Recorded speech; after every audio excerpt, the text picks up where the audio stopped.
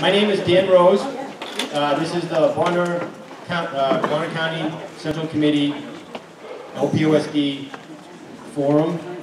Debate is not much of a debate, but it's a forum.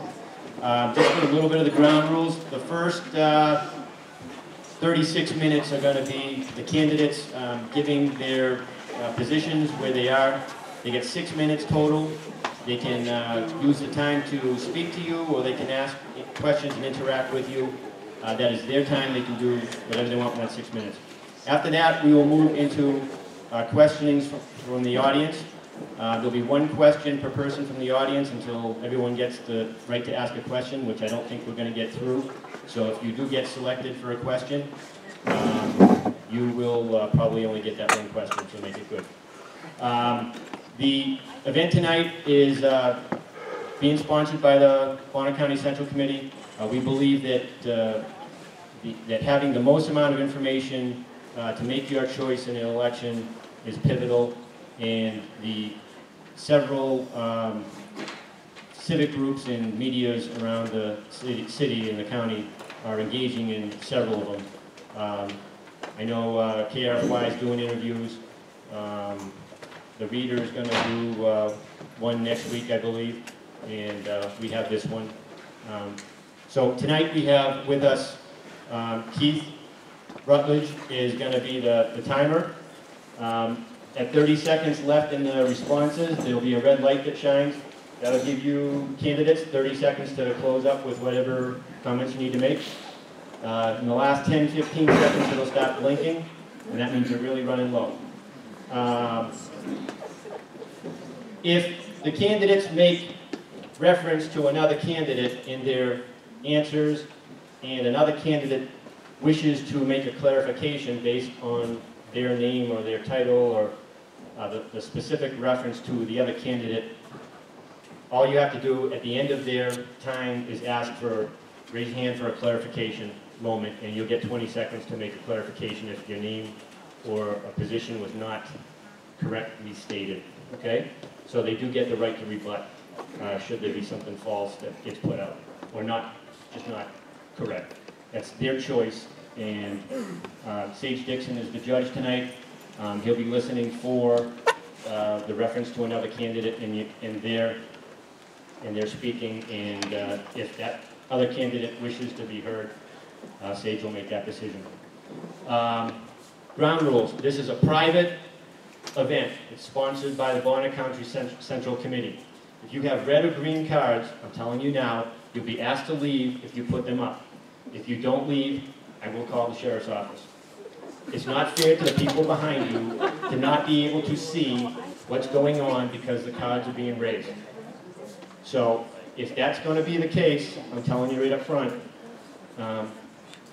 under Idaho Code 18-6409, you will be removed, and we're going to enforce it. Yes, ma'am. Could you explain that code, please? 18-6409, disturbing the peace. 1, every person who maliciously or willfully disturbs the peace or quiet of any neighborhood, family, or person by loud or unusual noise or by tumultuous or offensive conduct. I'm telling you right now, those cards are going to be offensive conduct. That does not fit the description of holding a card quietly and peacefully. I'm not going to argue with you, ma'am. If you want to be the first one to leave, we can make that happen. Nice. Okay? Okay, so that's the ground rules. That's the way it stands. Debbie has got something she wants to say. And Debbie and Sherry will be the moderators who will be asking the questions of the audience. Hi, I'm Debbie Trinan, and I'm so glad all of you are here. And I'm so glad these 6 people are here. And we need to remember these 6 people have put themselves up in front of us, and you wouldn't catch me doing it. And so, kudos to all of you. I'm really proud of you.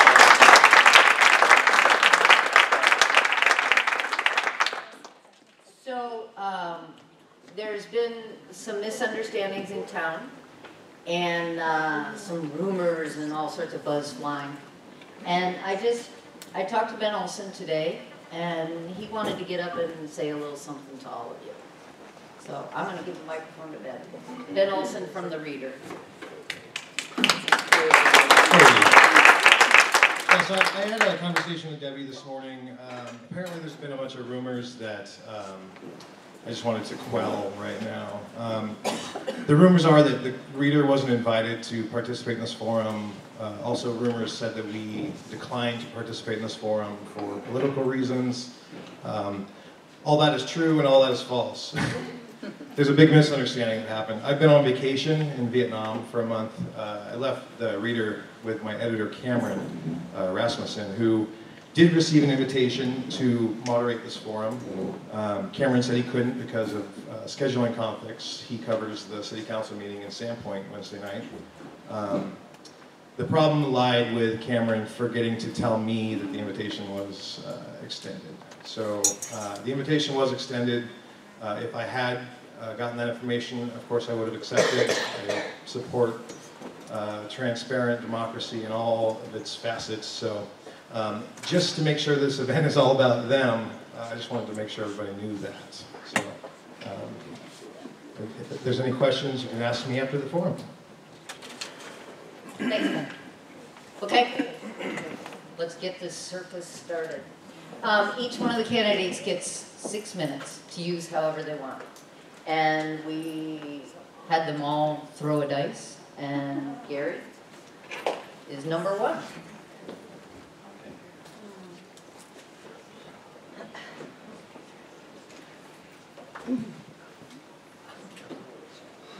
Good evening. My name's Gary Supiker. I'm from Zone 2, south of the river.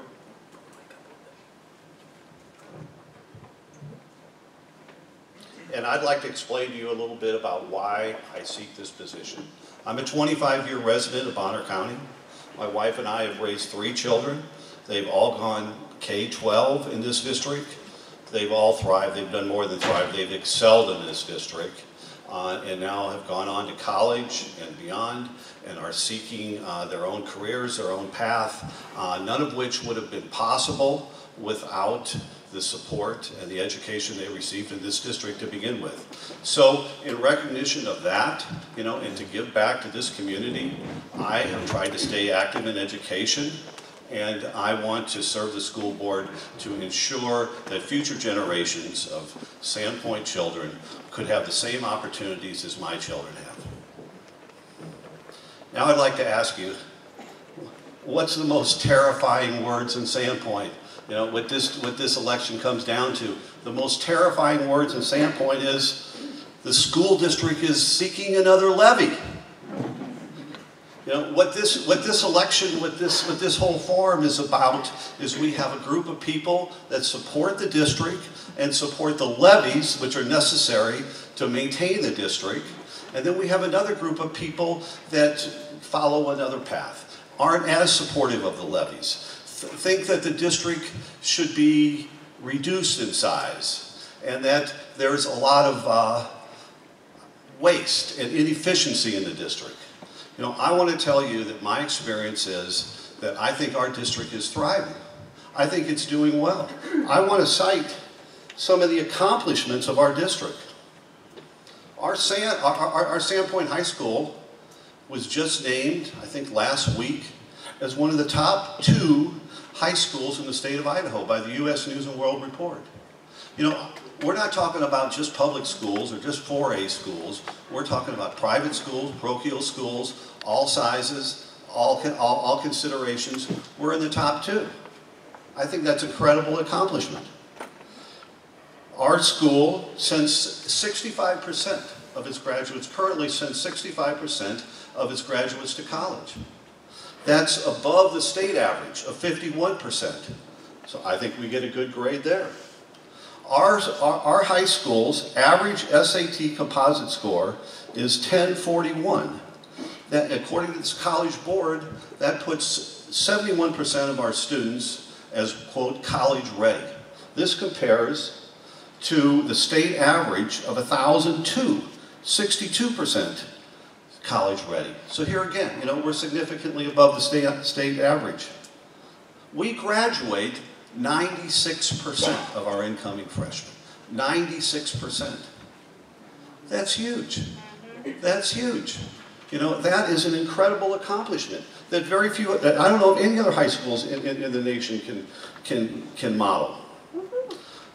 Okay, the elementary school in the district that I represent, Southside Elementary, is an exceptional school. It was cited by the federal government a year ago as a Title I distinguished school. Title I distinguished school. The federal government analyzed the achievements of 98,000 elementary schools. And they picked Southside Elementary to be one of the 2 in Idaho and one of the 57 in the whole country to be recognized with this very prestigious awards. So our students are doing great things. Our schools are doing great things. You know, I think we're on the right track. This year, at our high school, we had 1 National Merit finalist. We had 1 semifinalist. Our newspaper was recognized as one of the top newspapers in the country. Our computer competition team is unbelievable. Mr. Gray took our computer team to Boise, where they competed against the entire state in 3 categories. The categories were computer security, networking, and PC servicing. These are all essential skills for the 21st century. And you know what the Sandpoint kids did? They swept everything. Everything. First, second, third, first, second, third, first, second, third. Against the whole state. That's an incredible accomplishment. Now, what this election, I think, is all about is money. You know, some people support the district and support its current levels of spending, and some people don't. Now, I'd like to call out my opponent, Mr. Miller, who has not supported the levy, did not support the current levy, and ask him, you know, how he can justify that to his constituents in Zone 2. Zone 2 has the very most at stake in this, in the levy and in this school board election. Because in Zone 2, if we don't continue to support the schools with the levies, which supports rural schools, staff, extracurricular activities, Southside School will close. This award-winning school, which is cited by the federal government as one of the top achieving in the whole country, would have to close. And Mr. Miller would have to go down to Southside and explain to those parents why their award-winning, not failing, award-winning school would have to close. All those students would have to be bused to Sagal and put into overcrowded classrooms. Thank you.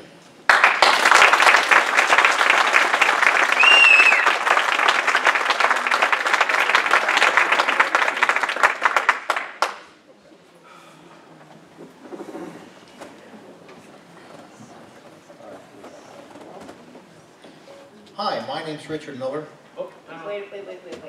You get 20 seconds if you want clarification, but you're going up.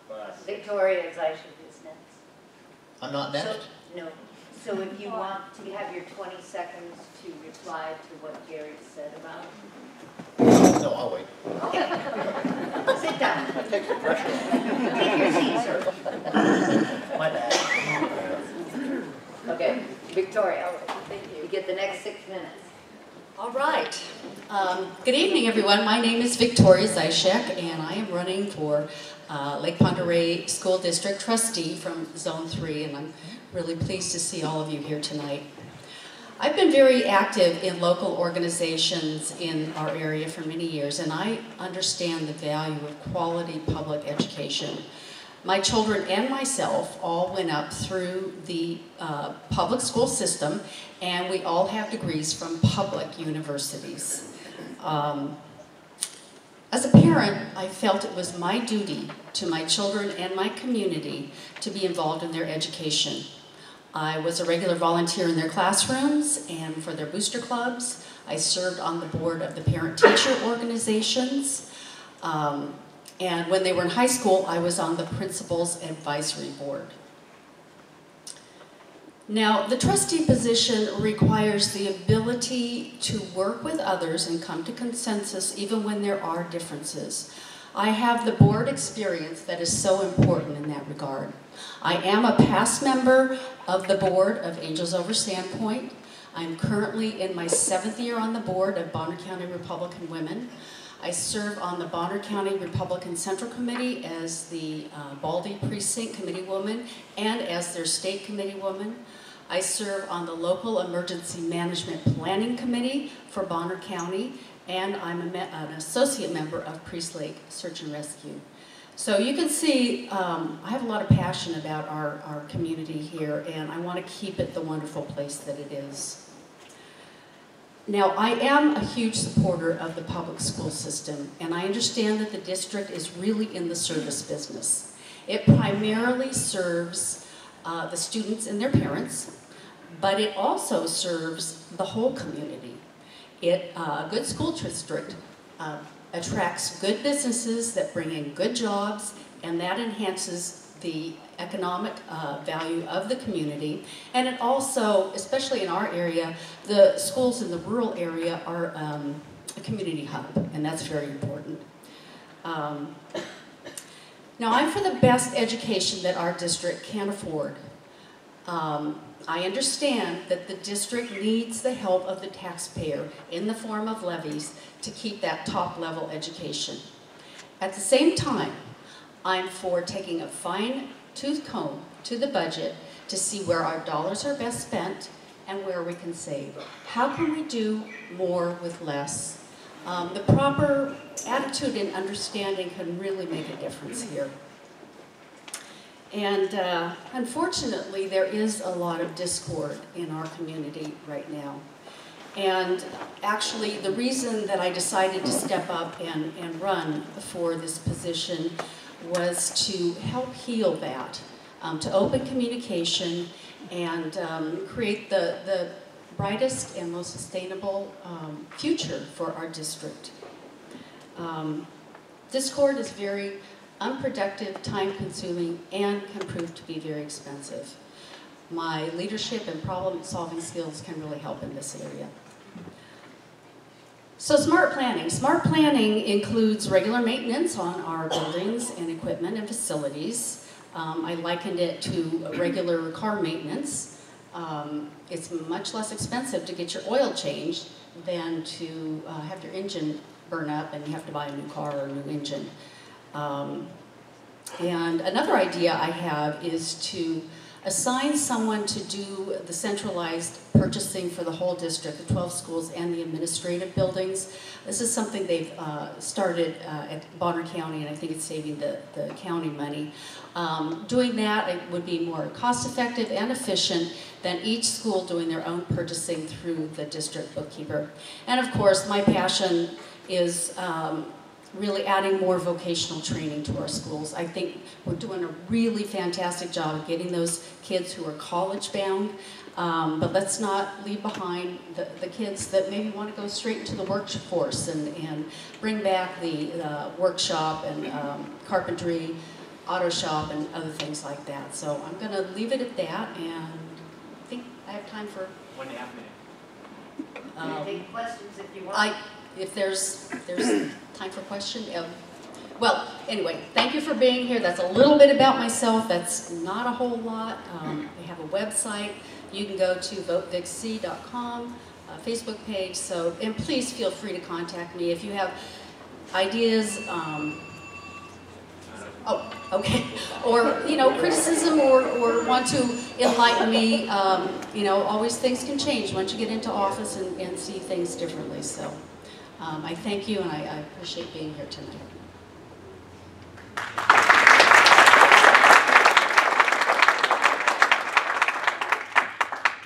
Gary Kelly? Yeah, a couple seconds, and now you can hear me. And once again, we picked the order for this 6 minutes by rolling the dice. No gambling was involved, just rolling the dice. Thank you very much. Good evening and welcome. It's nice to see all of you here, a turnout like this. Thanks for coming. It shows the interest that you have. And thanks the Republican Central Committee for hosting this. Appreciate it very much. Good evening. I'm Kerry Kelly, and I've been a resident here 24 years. I retired here from the military at that time, and actually has worked the last 22 years for Bonner County. So many of you know, and I'm familiar with the county in a general way. What most of you probably don't know is the interim before, when I retired from the service and before I came here, I was a high school teacher. I went back to school for 2 years, got a master's degree in education. I was certified to teach history in high school, Alexandria, Virginia. I taught there at kind of an inner school. When I came here, I was certified in Idaho to teach, and I was a substitute teacher for the first several months I was here looking for a full-time job as a teacher. And let me tell you, I value teachers. I know what they do. They certainly have my support, and we can't pay them enough money for what they do for our children. That just gives you a little idea of my background and what I feel about education and why I wanted to be a part of it. As things turned out, there wasn't a job available for me, so I ended up working for the county. Particularly the last 4 years, I've been a county commissioner, and working as a county commissioner for the county is very similar in many ways to running the school district. We have about the same number of personnel. We have personnel problems. We get mandates from the state. Our budgets are almost the same when you talk about the levy versus the levy that we have on property. So there are very similarities there, and I think that experience would be, put to good use in the school board. I represent Zone 5, which is Sandpoint. Sandpoint is very, very heavily supported of both the levies. Even the plant levy that went down in defeat was supported by my district by over 50%. Over 80% of my district voted in the supplemental levy. Those are the people that I want to address. I support what we're doing in education here for many of the reasons that Gary went into. I think they're doing a fantastic job. I have 5 grandchildren that have gone to school in the Sandpoint area. I have one left that's a junior in high school this year, will be a senior next year. 2 of the oldest are already in college.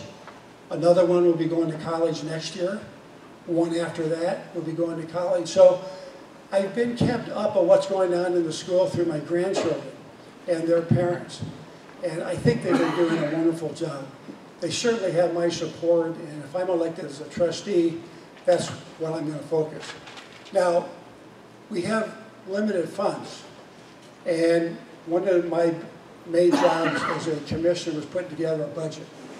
The main difference between a budget in the county and the school district budget is the county has taxing authority. The school district does not.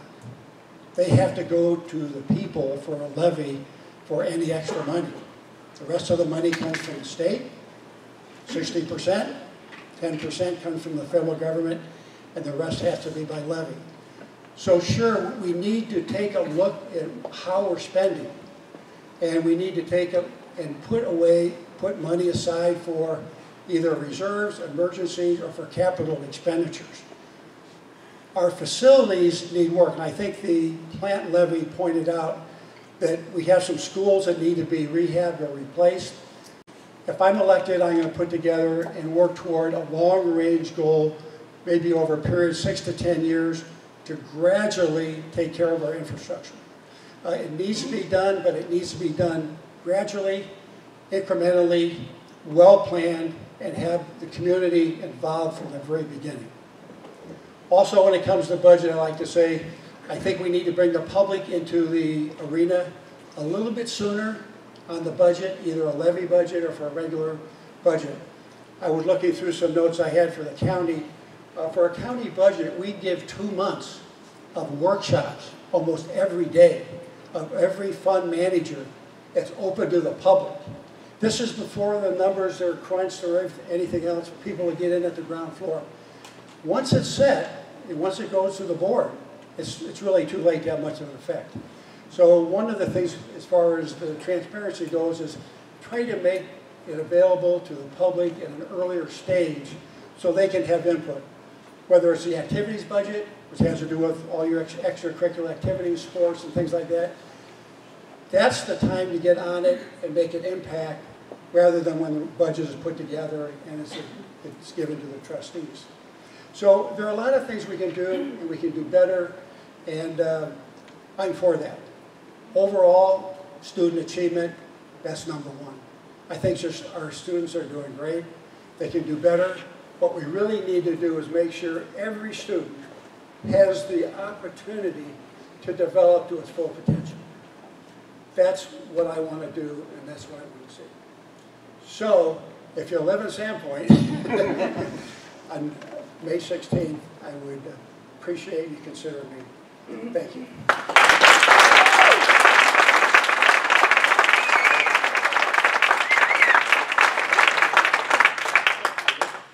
Lonnie, you're up. I already couldn't remember. Richard and I were trying to figure out who was next. All right. My name's Lonnie Williams. I am a candidate for Zone 3, which is the Farm and Stidwell area, and then north of town and west of Highway 95. It also encompasses west of Syringa Heights Road out to Renco. So geographically a pretty large area. If anybody has any questions, there's the LPOSD website has some good maps on there. And so does the Bonner County Elections website. I am not a lifelong resident. We moved here when I was 3 years old. I was born in Lewiston, but I'm an Idaho native.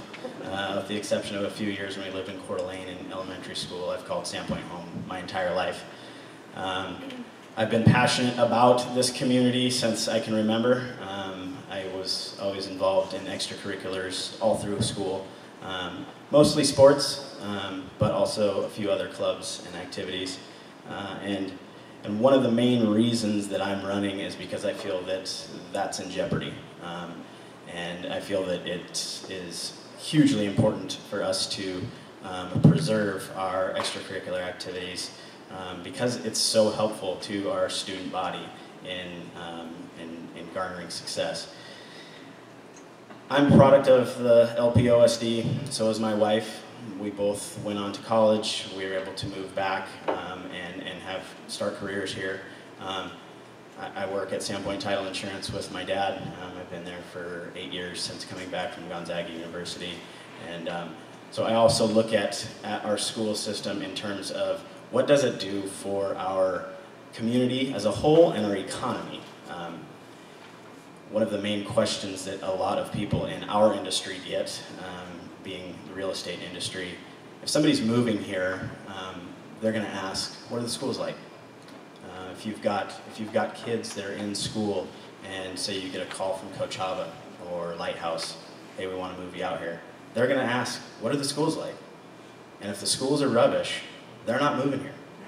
And if people don't move here and businesses don't decide to either stay here or relocate here, we're going to have a stagnant economy and stagnant growth as a community, which would be hugely detrimental to what we have.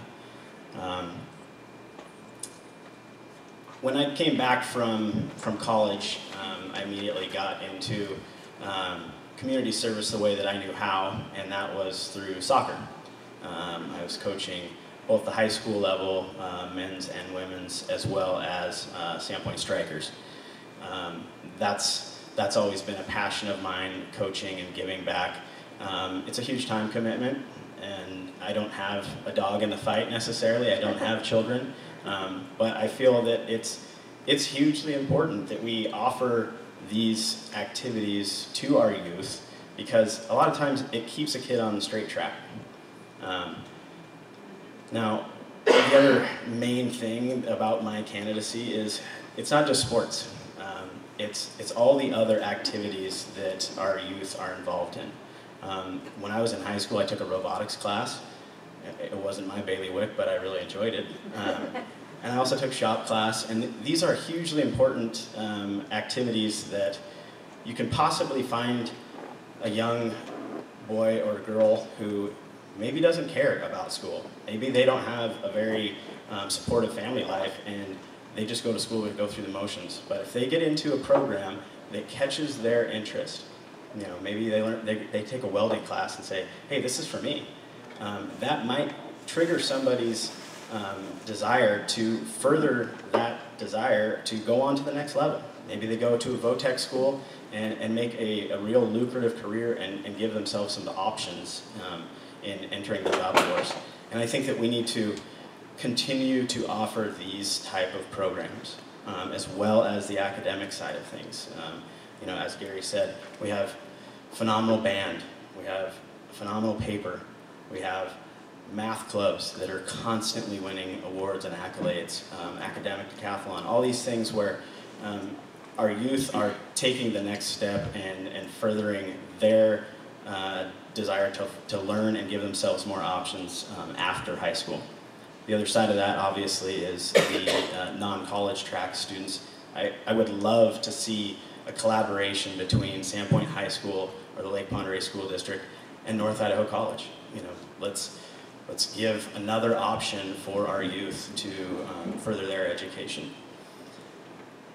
I was a strong supporter of the last levy. That was from day one. You know, we call it a supplemental levy. It's not supplemental at all. This is our funding. This is 30% of our funding. More than half of that is teacher and staff wages. And if we were to get rid of that, you are not only getting rid of all the extracurriculars that are so important, but you're putting over 100 full-time jobs at risk. And our outlying schools, our rural schools, they are every bit rural, but we do not get a rural distinction from the state to get the funding for a rural school. They're in jeopardy. And to lose a rural school would be a detriment to those areas. And it looks like I'm getting beeped at. Yeah, you get a red light. Yeah, what's that, a seizure? All right, thank you.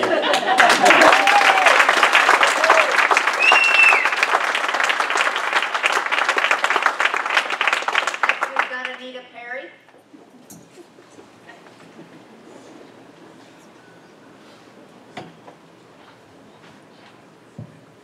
Thank you. Thank you all for showing up. It's great to see a crowd. I'm Anita Perry. I am running for Zone 5, the same as Carrie Kelly.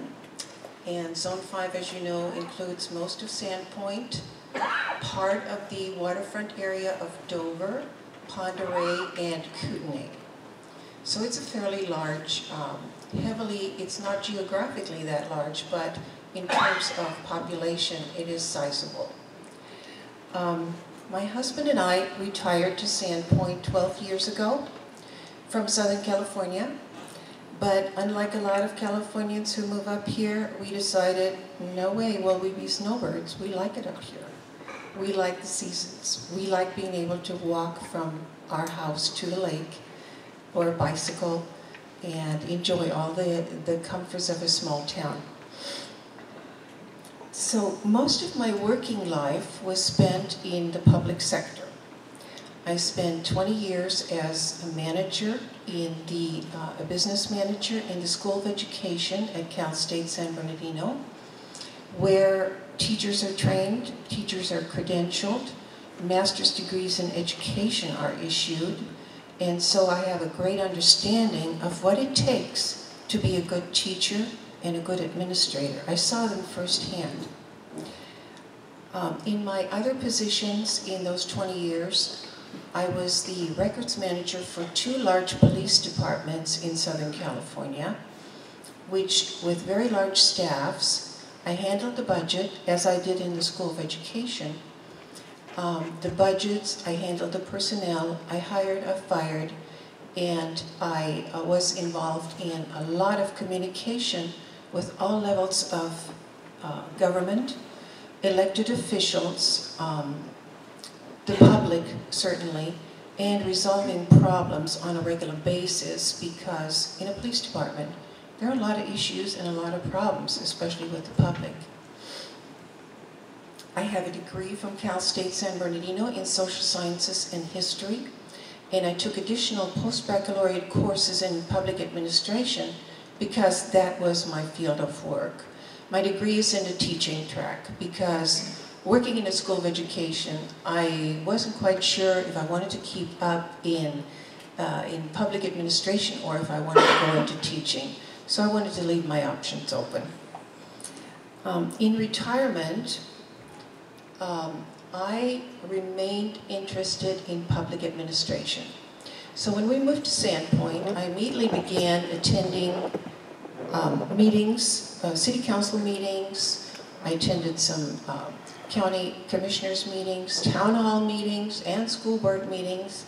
Yes, I know that makes me sound like a political junkie, but I want to know what goes on in my community. It's the school board meetings that I got hooked on. And in the last year and a half especially, I attended pretty much every school board meeting because I wanted to know what was going on. And so what crystallized for me in attending the school board meetings is that while our community is very supportive of its students and of its schools, there is a divide in the community.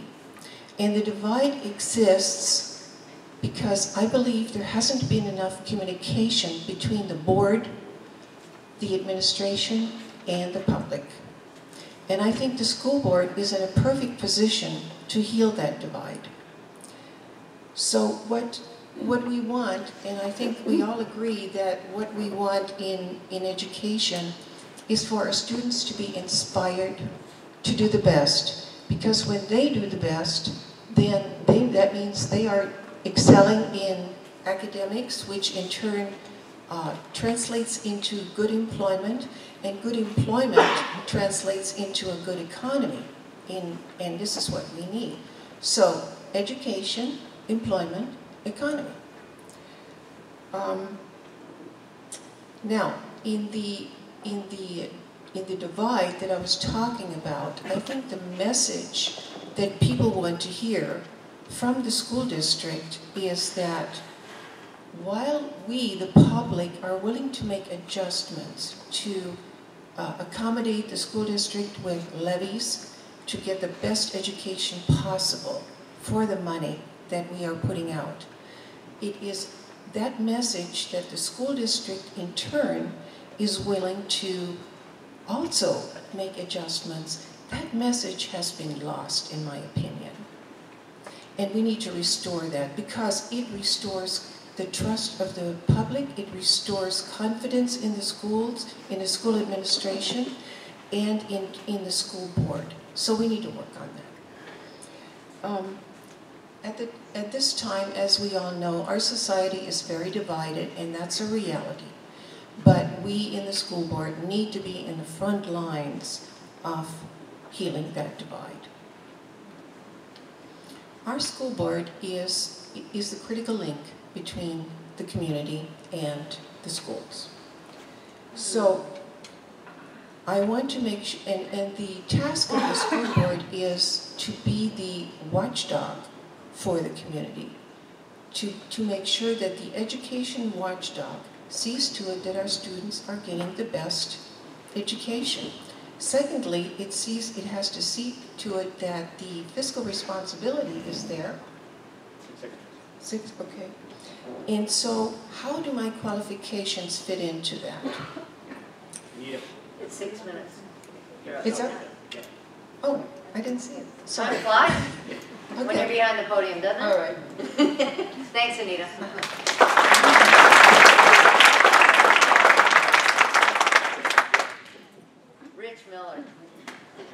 Richard Miller. Richard, don't call me Rich, somebody will believe it. This time I am Richard Miller, and I'm up here at the right time.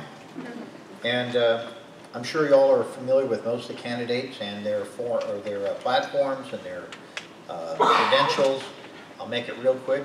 We've only been here 24 years, so we're not even, or excuse me, 20 years, so we're not even considered local yet.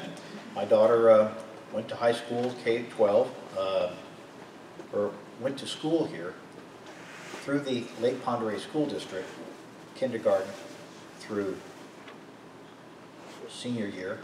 Graduated with honors a year early, got a nice scholarship at the University of Idaho, where she's studying right now is on the dean's list. So that should put things aside, feelings aside.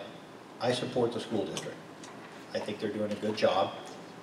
However, in the News and World report that did come out and rated the schools, yes, Sandpoint is number 2 in the state behind Timberline and Meridian. However, as far as college readiness goes, only 26% of the students are college ready when they graduate without having to take all remedial courses for whatever to get in even to NIC. That means 74% of the students in the school district are not college ready when they get out.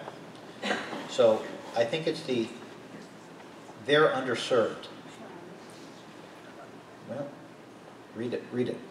So I think what we need to do is focus much more heavily on vocational tech, P-Tech, life skills type classes, because most of these students, when they get out of high school, are not going to be going back to college or any further education.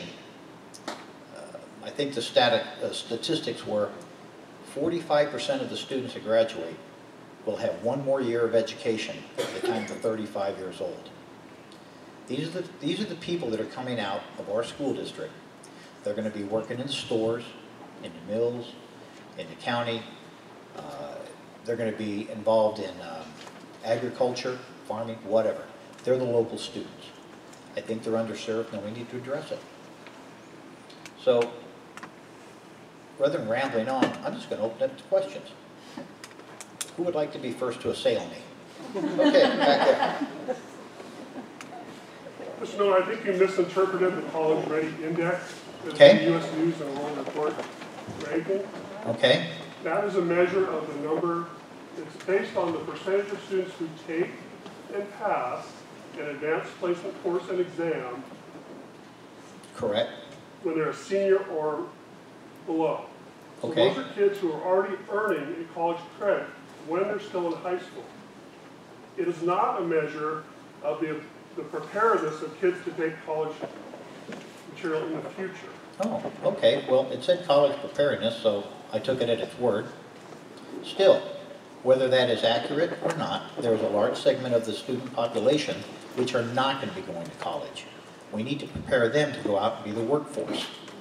If you've been down at the K-Tech down there in Rathdrum, as far as career technical training, it's amazing. All the different things they have that students can learn and be able to get out to the workforce. I'd like to see that brought up.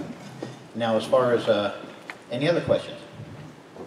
Yes, ma'am. What's your response in not supporting the levy, the last levy? Like, what's your reasoning? For not supporting it, we talking the supplemental levy? Yeah, the last Well, I supported the 15.7%, but not the 17%, mainly because... That last levy. That's correct. You voted that down, right? The school district's in desperate need of repairing, replacing, or rehabbing the schools. They can continue to pass the supplemental levies. At some point, the voters are going to say, enough. We need millions of dollars to fix the schools. Right now, 4,500 late notices are out on the taxes. People are going to get to the point to where they can't afford anymore. So, I know the state needs it. I mean, I know the city needs it. I know the district needs it. The state doesn't give us enough. But at some point, in Zone 2, 57% of the voters voted against the levy. We're supposed to represent the people in our zone. The things they're telling me, for the reason, are not enough transparency. They didn't know what was going on with the budget. They couldn't get straight answers. This is what they're saying. So this is what we're supposed to represent, whether I agree with it or not. It's supposed to be bottom-up governance, not a top-down dictatorship. So part of the problem is communication between the school district and the people in the district. If they want to get these levies passed, and the bond levies and facilities levies, which I've seen, and I know the schools need it. I think they need to be understanding that people have limits. And if they push everything too far too long, they're going to reach the limits, then they will have problems. And unfortunately, a trustee doesn't make policy. All we try to do is help and facilitate it. It's the voters that make the decisions. Next question? I've been curious what your what your constituents are saying about what if one of their schools close? How do they feel about that if they don't? Well, nobody support wants the their levy? schools to close, of course not. So, And but- why is but that what the is first thing that comes up every time? If we don't pass the levies, we're gonna close schools. And I'm getting It's a beat. piece of it, so what is their response? How will they respond in that event? The voters have to vote to close schools. The district can't arbitrarily change it. Thanks, Richard. Thanks for your questions.